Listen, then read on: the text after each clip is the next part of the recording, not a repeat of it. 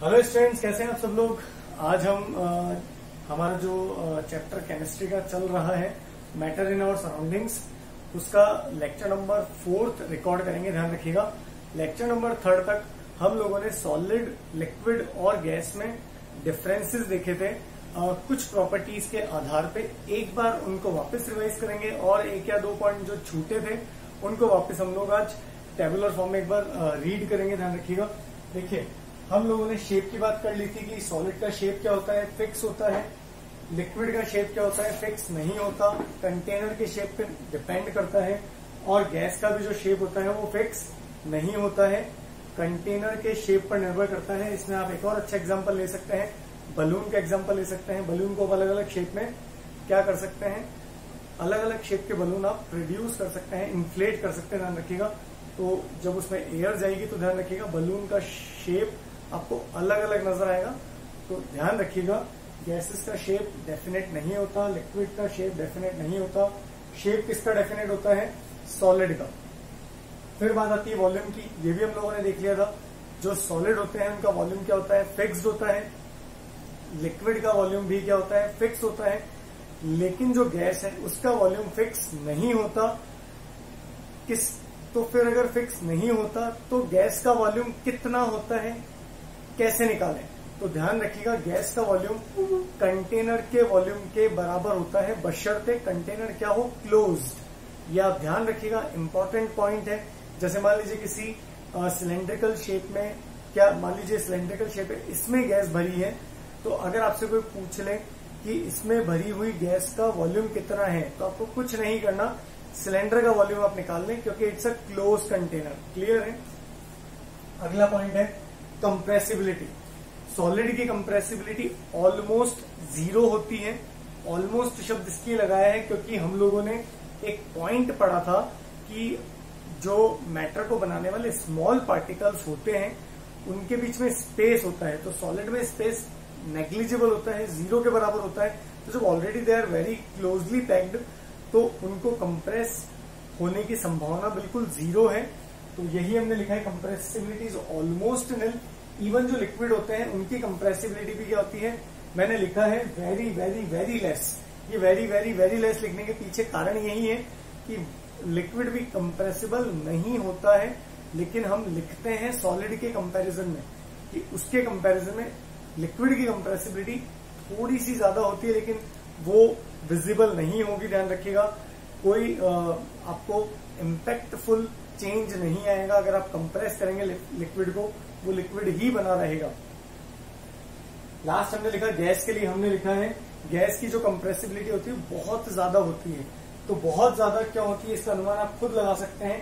कारण ये है कि जो गैस जिन पार्टिकल से बना है उनके बीच का स्पेस बहुत ज्यादा है। तो जब आप बाहर से प्रेशर इंक्रीज करेंगे तो ध्यान रखिएगा मॉलिक्यूल एक दूसरे के क्लोज आएंगे। तो उनके क्लोज आने की संभावना है जब हम प्रेशर को क्या करते हैं, बढ़ाते हैं। इसीलिए हमने बोला है कि कौन सबसे ज्यादा कंप्रेसिबल है, गैसेस। अगला पॉइंट, फ्लूइडिटी और रिजिडिटी की हमने बात की थी। सॉलिड्स क्या होते हैं, रिजिड होते हैं। लिक्विड और गैस क्या कहलाते हैं, फ्लूइड कहलाते हैं कंबाइनली। कौन, किसकी फ्लूइडिटी सबसे ज्यादा होती है, गैस की फ्लूइडिटी सबसे ज्यादा होती है। क्यों, इसका रीजन आप बिल्कुल समझ सकते हैं, क्योंकि गैस के पार्टिकल के बीच में इंटरमॉलिक्यूलर फोर्स ऑफ अट्रैक्शन क्या होता है, बहुत कम। और kinetic energy of particle of gases क्या होती है, बहुत ज्यादा। अगला पॉइंट देखें, डेंसिटी। देखिए, डेंसिटी हमने जो लिखा है, ये पॉइंट हम लोगों ने लास्ट लेक्चर में नहीं पढ़ा था। थोड़ा सा आज हम डेंसिटी को समझ लेते हैं। डेंसिटी का फॉर्मूला अगर आप जाएं, हम यहां लिखे डेंसिटी इज इक्वल टू क्या होता है, मास अपॉन वॉल्यूम। डेंसिटी का फॉर्मूला क्या होता है, मास अपॉन वॉल्यूम। वॉल्यूम का मतलब क्या होता है, एक पर्टिकुलर, जैसे मान लीजिए मैं इसका एक एग्जांपल अगर आपको बनाने की कोशिश करूं, आप एक बॉक्स ले लें, तीनों में चाहे सॉलिड की बात करें चाहे लिक्विड की बात करें, तीनों जो बॉक्सेस हमने लिए हैं उनका वॉल्यूम क्या है, फिक्स। मान लीजिए ये हमारा क्यूबिक शेप का कोई बॉक्स है जिसका LBH कितना है, 1 सेंटीमीटर या 1 मीटर मान लेते हैं आप। 1 मीटर इसका लेंथ है, इसका ब्रेथ कितना है, 1 मीटर, और इसका हाइट कितना है, 1 मीटर। तो वॉल्यूम कितना आएगा, 1 मीटर क्यूब। सिमिलर इसका भी हम ऐसे ही बना सकते हैं। इसमें भी लेंथ, ब्रेथ और हाइट कितनी है, 1 मीटर है, तो वॉल्यूम कितना आएगा 1 मीटर क्यूब। और सिमिलर प्रोसेस में यहां पर भी हमने क्या किया, एक बॉक्स लिया जिसका वॉल्यूम कितना है 1 मीटर क्यूब। तो अब देखिए हमने क्या बोला, डेंसिटी जो है उसके फॉर्मूले में दो चीजें आती हैं, एक तो आता है मास, एक आता है वॉल्यूम। फिजिक्स में जैसे हम लोगों ने पढ़ा था कि किसी भी नई क्वांटिटी को जब हम लोग पढ़ते हैं तो उसकी हम यूनिट निकालते हैं, ऐसा यूनिट निकालते हैं। तो यहाँ क्योंकि डेंसिटी दो चीजों पर निर्भर कर रहा है, मास पर और वॉल्यूम पर, तो मास की ऐसा यूनिट क्या है किलोग्राम और वॉल्यूम की ऐसा यूनिट क्या है मीटर क्यूब। तो डेंसिटी की ऐसा यूनिट क्या हो जाएगी किलोग्राम पर मीटर क्यूब। तो अब हमें सॉलिड की डेंसिटी को कंपेयर करना है लिक्विड की डेंसिटी से और गैस की डेंसिटी से। तो जब भी हम कंपैरिजन करते हैं तो यहां डेंसिटी दो बातों पर निर्भर कर रही है, एम पर और वी पर। तो आपने क्या किया, जब आप कंपैरिजन करते हैं, तीन वेरिएबल है इस समय, किसी एक को कांस्टेंट आप रखते हैं, तो हमने वॉल्यूम को तीनों जगह क्या रखा है कांस्टेंट रखा है। अब हमारी डेंसिटी, अगर हम इस पूरी इक्वेशन को देखें तो डेंसिटी केवल किसके प्रोपोर्शनल है, मास के। किसके प्रोपोर्शनल है, यानी किस पर निर्भर करेगी, मास पर। वॉल्यूम पर भी निर्भर करती है, डेफिनेटली फॉर्मूला से अगर अपन देखें तो वॉल्यूम पर भी निर्भर करती है, लेकिन उसकी निर्भरता को खत्म करने के लिए हमने वॉल्यूम को क्या रख लिया, तीनों केसेस में, चाहे वो सॉलिड हो, चाहे वो लिक्विड हो, चाहे वो गैस हो, वॉल्यूम को हम लोगों ने क्या कर लिया है कांस्टेंट कर लिया है। तीनों जगह हमने 1 मीटर क्यूब रखा है। तो अब डेंसिटी का जब हम कंपैरिजन करेंगे for solid, for liquid, for gas, तो वहां वॉल्यूम की कोई इंपॉर्टेंस नहीं रहेगी, क्योंकि वॉल्यूम हम लोगों ने तीनों जगह क्या रखा है सेम। तो अब डेंसिटी केवल किस पर निर्भर करेगी, मास पर।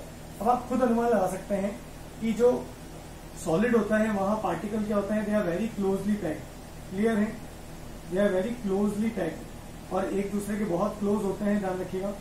तो कई सारे मॉलिक्यूल, कई सारे छोटे छोटे स्मॉल पार्टिकल इस 1 मीटर क्यूब वॉल्यूम में आ जाएंगे, ध्यान रखिएगा। लिक्विड की अगर बात करें तो डेफिनेटली इनमें डिस्टेंस थोड़ा ज्यादा होगा, यानी सेम वॉल्यूम के अंदर कितने पार्टिकल दिख रहे हैं, 1 2 3 4 5 6 7 8, यानी नंबर ऑफ पार्टिकल क्या होंगे, कम होंगे, यानी मास क्या हो जाएगा, कम हो जाएगा। ध्यान रखिएगा, किसके लिए, लिक्विड के लिए। मास ऑफ सॉलिड क्या हो जाएगा, ज्यादा। मास ऑफ सॉलिड क्या हो जाएगा, ज्यादा सेम वॉल्यूम के अंदर, जबकि मास ऑफ लिक्विड क्या हो जाएगा, कम हो जाएगा, क्योंकि मॉलिक्यूल ही कम आएंगे, क्योंकि उनके बीच का डिस्टेंस क्या है, ज्यादा है। और अगर गैस की बात करें तो गिनती के कितने पार्टिकल अपन दिखा रहे हैं, 4 दिखा रहे हैं। तो यहां मास ऑफ जो गैस है वो क्या हो जाएगा, और भी कम हो जाएगा। तो हम क्या लिख सकते हैं, मास ऑफ सॉलिड सबसे ज्यादा, फिर लिक्विड का सॉलिड से कम, और गैस का और भी कम। तो जितना ज्यादा मास होगा सेम वॉल्यूम के लिए, उतनी ही ज्यादा डेंसिटी होगी। तो वॉल्यूम तो हमने सब जगह सेम रखा है, लेकिन मास, क्योंकि सॉलिड के पार्टिकल ज्यादा पास पास में होते हैं तो कई सारे पार्टिकल वहां पे आ जाएंगे। तो इसीलिए हम लोग बोलते हैं डेंसिटी सबसे ज्यादा किसकी होती है, सॉलिड की। बहुत ज्यादा डेंस, मतलब बहुत सारे पार्टिकल एक दूसरे से क्लोजली पैक्ड होने के कारण एक पर्टिकुलर एरिया में सॉलिड को सबसे ज्यादा स्टोर किया जा सकता है, उसके बाद लिक्विड और उसके बाद गैस को। यही हम लोग समझाना चाह रहे हैं इस पूरे पॉइंट नंबर 5th पॉइंट जो भी आपका काउंटिंग का आता है। अगला है डिफ्यूजन। डिफ्यूजन हम लोग पढ़ चुके हैं, किसी भी सब्सटेंस का हायर कॉन्सेंट्रेशन से लोअर कॉन्सेंट्रेशन की तरफ मूव करना, किसी भी मैटर का मूव करना। कब तक, जब तक दोनों जगह कॉन्सेंट्रेशन सेम नहीं हो जाए। तो क्लियर है, क्योंकि गैस के पार्टिकल की काइनेटिक एनर्जी बहुत ज्यादा होती है, तो डिफ्यूजन का जो रेट होगा, जो स्पीड होगा, सबसे ज्यादा कहां पर होगा, गैस में, उसके बाद लिक्विड में, और सबसे कम कहां पर होगा, सॉलिड में। क्लियर है, तो हमने यही लिखा है, डिफ्यूजन जनरली डू नॉट, या solid generally do not diffuse. Liquid में डिफ्यूजन होगा, किससे ज्यादा होगा, सॉलिड से ज्यादा होगा। गैस की बात करें तो सॉलिड से भी ज्यादा होगा और लिक्विड से भी ज्यादा होगा। तो ये कुछ पैरामीटर्स थे, कुछ पॉइंट्स थे, जिनके आधार पर आपको सॉलिड, लिक्विड और गैस में क्या करना है, डिफरेंसेस करने हैं। इनकी एक्टिविटीज भी आप एनसीईआरटी से देखिएगा और अपने नोट्स में अच्छे से मैनेज कीजिएगा। अब आज हम एक नया टॉपिक पढ़ेंगे, हमको नए टॉपिक जो एनसीईआरटी में दिया हुआ है इसके बाद वो ये है change in state of matter. Change in state of matter का मतलब ये है कि क्या आप किसी सॉलिड को लिक्विड में बदल सकते हैं, क्या किसी लिक्विड को सॉलिड में बदल सकते हैं, क्या किसी सॉलिड को गैस में बदल सकते हैं, क्या किसी गैस को सॉलिड में बदल सकते हैं, क्या किसी लिक्विड को गैस में बदल सकते हैं, या किसी गैस को लिक्विड में बदल सकते हैं। तो ये सब चीजें अब हमारा नेक्स्ट टॉपिक है, बहुत इंपॉर्टेंट है। लेकिन वहां जाने से पहले दो इंपॉर्टेंट चीजें हैं, प्रेशर और टेम्परेचर के यूनिट्स, वो आपको पढ़ना है। तो अगला टॉपिक हम टेम्परेचर की अलग अलग स्केल्स जो हैं वो पढ़ेंगे, उनमें आपस में रिलेशन देखेंगे। तो देखिएगा, तो देखिए हम लोगों को टेम्परेचर की अलग अलग जो स्केल्स हैं जहां पर हम टेम्परेचर को नोट करते हैं वो स्केल्स पढ़नी है। और उसके बाद क्योंकि हमें ये पता है कि एक चीज को मापने के या नापने के या काउंट करने के कई सारे यूनिट हो सकते हैं। जैसे इंडियन करेंसी की अगर अपन बात करें तो रुपए भी उसका यूनिट है और पैसे भी उसका यूनिट है। लेकिन अगर मान लीजिए फिजिक्स में बात करें तो किसी एक यूनिट को हम ऐसा यूनिट बोलते हैं। तो वैसे ही टेम्परेचर की 3 अलग अलग स्केल्स हैं। सेल्सियस स्केल, जिसको हम क्या बोलते हैं, डिग्री सेंटीग्रेड, क्या बोलते हैं, डिग्री सेंटीग्रेड, क्लियर, या डिग्री सेल्सियस, क्या बोलते हैं, डिग्री सेल्सियस। डिनोट किससे करते हैं, डिग्री और ये कैपिटल सी, डिग्री और कैपिटल सी। एक ये बड़ी कॉमन स्केल है जिसके अंदर मान लीजिए आपका थर्मामीटर जो बना हुआ है, जो कि आपका टेम्परेचर नोट करके देता है, वो किस में नाप के देता है, डिग्री सेल्सियस में नाप के देता है, ध्यान रखिएगा। दूसरी स्केल जो है वो है केल्विन स्केल। कौन सी स्केल है, केल्विन स्केल। इसको हम डिग्री के नहीं बोलते हैं, केवल कैपिटल के बोलते हैं। क्या बोलते हैं, केवल कैपिटल के बोलते हैं। और यही केल्विन स्केल, यानी यहां पर जो टेम्परेचर हम लोग नोट करेंगे केल्विन स्केल पर, वो किस में आएगा, केल्विन में। सेल्सियस स्केल पर जो आप टेम्परेचर नोट करेंगे वो किस में आएगा, सेल्सियस में। जैसे मान लीजिए पानी का जो मेल्टिंग पॉइंट है, या मान लीजिए पानी का जो बॉइलिंग पॉइंट है कितना है, 100 डिग्री सेल्सियस। अगर उसको डिग्री सेल्सियस पे नोट करेंगे, डिग्री सेल्सियस स्केल पर नोट करेंगे, तो हम क्या नोट करेंगे, क्या पाएंगे, the boiling point of water कितना आपको मिलेगा, 100 डिग्री सेल्सियस। इसी पर अगर देखिए, जनरली पानी की बात इसलिए करते हैं क्योंकि पानी हर जगह अवेलेबल है। हम चाहे अल्कोहल की बात कर सकते हैं, हम किसी दूसरे लिक्विड की भी बात कर सकते हैं, लेकिन कभी भी आप एग्जाम्पल जब दें तो ऐसी चीजों के एग्जाम्पल लें केमिस्ट्री के अंदर जो जनरल हो, जिनको आसानी से याद रखा जा सके। और देखिए, सबको पता है the freezing point of water, ये सब प्योर वाटर की बात हो रही है, ध्यान रखिएगा, कितना है, 0 डिग्री सेल्सियस। ये हम सेल्सियस स्केल पे बात कर रहे हैं, ध्यान रखिएगा। लेकिन क्योंकि हमें, जब हम फिजिक्स और केमिस्ट्री पढ़ते हैं तो वहां हमें ऐसा यूनिट बहुत इंपॉर्टेंट रोल अदा करती है, ध्यान रखिएगा। तो टेम्परेचर की जो ऐसा यूनिट है वो है केल्विन। वो क्या है, केल्विन, ध्यान रखिएगा। केल्विन बहुत ज्यादा एक्यूरेट है। केल्विन डिग्री सेल्सियस के कंपैरिजन में फार मोर बेटर है। क्वेश्चन आता है ऐसा क्यों, तो इसका आंसर क्या है कि जैसे मान लीजिए आप अगर लिखते हैं 0 डिग्री सेल्सियस, तो 0 डिग्री सेल्सियस क्या सबसे छोटा टेम्परेचर है क्या, द आंसर इज नो। अगर आपको एब्सोल्यूट 0 की बात करनी है, एब्सोल्यूट 0 फॉर टेम्परेचर, देखिए 0 की बात क्यों आती है, जब हम नंबर्स पढ़ते हैं मैथमेटिक्स में तो सबसे छोटा नंबर क्या है, 0। तो ऐसे ही टेम्परेचर की जब बात आएगी तो आपसे ये पूछा जा सकता है कि सबसे छोटा टेम्परेचर यानी कितना कम टेम्परेचर हो सकता है या कितना लीस्ट टेम्परेचर। जैसे नंबर की बात है तो पॉजिटिव नंबर की बात करें तो हम बोलते हैं 0 सबसे छोटा नंबर है। मतलब एक जनरल सेंस में अगर आप बात करें, किसी छोटे बच्चे से पूछे आप फर्स्ट क्लास के, सेकंड क्लास के, तो वो क्या बताएगा सबसे छोटा नंबर क्या है, 0। तो ऐसे ही कोई स्टूडेंट आपसे या आपके दिमाग में क्वेश्चन राइज हो जाए, ध्यान रखिएगा कि सबसे छोटा टेम्परेचर क्या है। तो 0 डिग्री सेंटीग्रेड सबसे छोटा टेम्परेचर नहीं है। सबसे छोटा टेम्परेचर क्या है? 0 केल्विन। क्या है? Absolute zero for temperature is 0 kelvin. ध्यान रखिएगा क्या है? 0 केल्विन। ध्यान रखिएगा। एक और चीज खास बात है केल्विन स्केल की, खास बात क्या है? इसमें रिकॉर्ड होने वाले सारे टेम्परेचर पॉजिटिव होते हैं, ध्यान रखिएगा। इसमें नेगेटिव टेम्परेचर की बात हम नहीं करते। जबकि सेल्सियस स्केल के ऊपर -10 डिग्री सेल्सियस, -15 डिग्री सेल्सियस की भी आप बात करते हैं। जबकि केल्विन स्केल पे रिकॉर्ड होने वाले सारे टेम्परेचर जो हैं वो कैसे हैं? पॉजिटिव। कैसे हैं? पॉजिटिव। ध्यान रखिएगा। और अगर आपसे ये पूछा जाए कि एब्सोल्यूट जीरो यानी सबसे कम टेम्परेचर क्या होगा, तो वो होगा 0 केल्विन। अब आपके मन में बड़ी जानने की इच्छा होगी कि यार 0 केल्विन कितना छोटा होता है, या 0 केल्विन को मैंने बोला कि सबसे छोटा टेम्परेचर है। तो एक्चुअली क्योंकि हम लोग अब तक जो टेम्परेचर पढ़ते हुए आए हैं वो किसमें पढ़ते हुए आए हैं? डिग्री सेल्सियस में। तो अब क्या इन दोनों में रिलेशन है? तो एक बहुत अच्छा रिलेशन आपको ध्यान रखना है, क्योंकि आपके न्यूमेरिकल क्वेश्चन भी इस पे बनेंगे। भाई हम लोगों ने क्या पढ़ा? टेम्परेचर की 3 स्केल है, डिग्री सेल्सियस, केल्विन स्केल और फ़ारेनहाइट स्केल। क्लियर है? तो इन दोनों में ये दोनों अपने बड़े काम के हैं। फ़ारेनहाइट हमारे कोर्स में एनसीईआरटी में नहीं दिया हुआ, लेकिन स्टिल हमें जो रिलेशन है डिग्री सेल्सियस और फ़ारेनहाइट में वो डेफिनेटली देखेंगे। उससे पहले जो एनसीईआरटी में है वो हम लोगों को देख लेना चाहिए।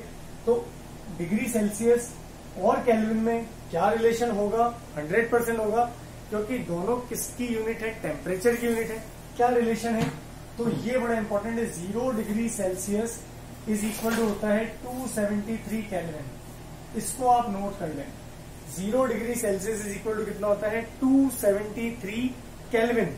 यानी अगर कोई स्टूडेंट बोले कि सबसे छोटा टेम्परेचर क्या है? 0 डिग्री सेल्सियस, तो वो गलत है, क्योंकि 0 डिग्री सेल्सियस स्टिल कितना है? 273 केल्विन। ध्यान रखिएगा, केल्विन स्केल पे जब इसको देखते हैं तो आप इसको ऐसे समझ सकते हैं कि केल्विन का जो 0 शुरू होता है वो 273 से शुरू होता है। जैसे हमारी डिग्री सेल्सियस की जो स्केल है टेम्परेचर की, वो 0 डिग्री सेल्सियस से शुरू होती है, फिर 1 डिग्री, फिर 2 डिग्री, फिर 2.5, 2.6, 3। वैसे ही जो केल्विन स्केल है टेम्परेचर की, वहां पर लीस्ट टेम्परेचर कितना है? 0 वहां पे लीस्ट टेम्परेचर कितना होगा? ध्यान रखिएगा 0 केल्विन होगा। और अगर हम 0 डिग्री सेल्सियस की बात करें, 0 डिग्री सेल्सियस की बात करें, तो वो तो 273 केल्विन के बराबर है। ध्यान रखिएगा 273 केल्विन। और अगर आपको केल्विन पे 0 की बात करनी तो वो 0 केल्विन है, जो कि बहुत छोटा है। क्या है? बहुत छोटा है। तो ये एक रिलेशन आप ध्यान रखिएगा। 0 डिग्री सेंटीग्रेड किसके बराबर होता है? 273 केल्विन। इसका मतलब अगर मान लीजिए हम लोग, आपको अगर कोई क्वेश्चन अगर आ जाए कि कन्वर्जन अगर आ जाए डिग्री सेंटीग्रेड और उसमें तो कैसे निकालेंगे, इस लाइन को आप याद रखिएगा। ये 2 स्केल हम पढ़ चुके हैं। ऐसा यूनिट ऑफ टेम्परेचर क्या है? केल्विन। ध्यान रखिएगा। लेकिन बोलचाल की भाषा में जो टेम्परेचर का यूनिट है वो क्या है? Degree Celsius. अगर ऐसा यूनिट में पूछा जाए तो क्या है? केल्विन। डिग्री केल्विन नहीं होता, सिर्फ केल्विन, कैपिटल के। तो देखिए, जैसे मान लीजिए आपको लिखा हुआ है 15 डिग्री, या मैं अगर क्वेश्चन दे दूं कि the boiling point of water is 100 degree Celsius, किस पर? On Celsius scale.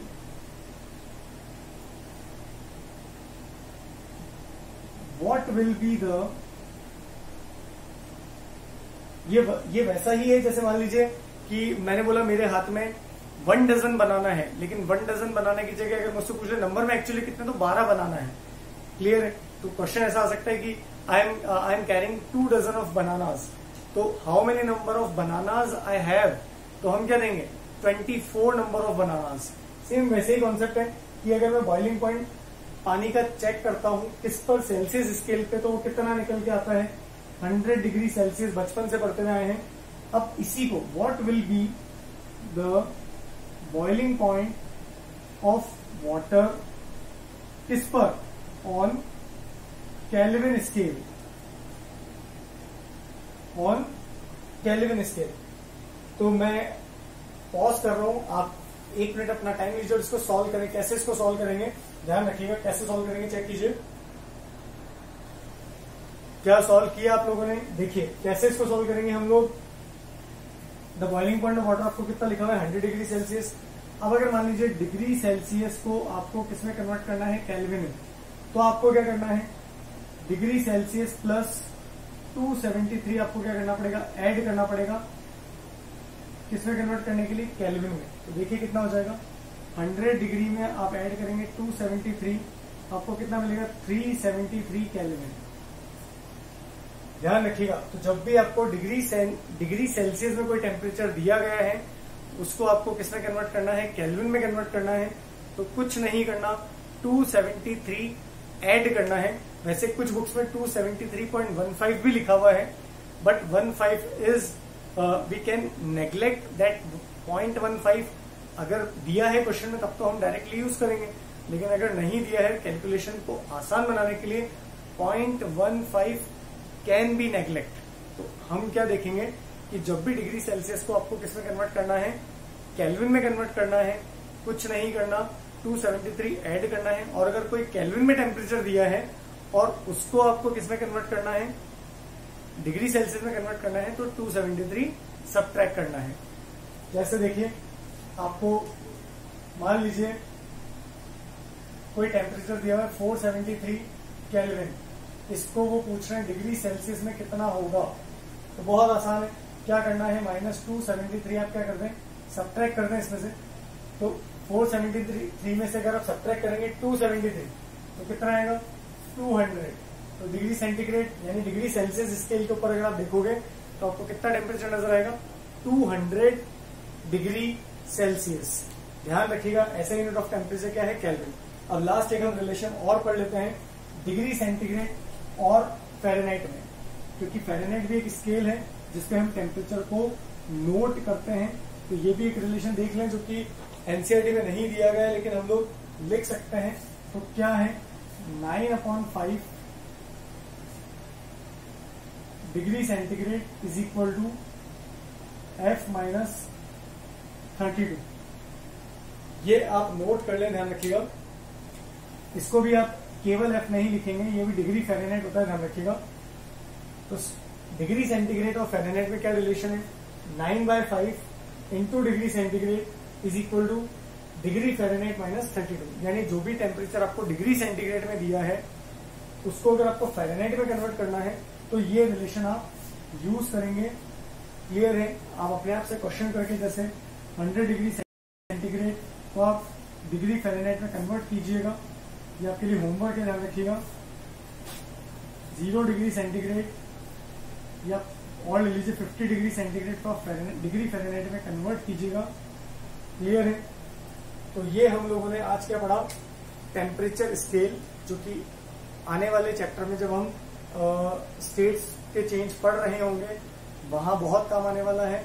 अब एक अगले लेक्चर में हम प्रेशर की अलग अलग यूनिट्स देखेंगे। इंपॉर्टेंट है, एनसीईआरटी में इसके बारे में ज्यादा चर्चा नहीं की गई है, बट हम पढ़ेंगे। आज के लिए काफी है।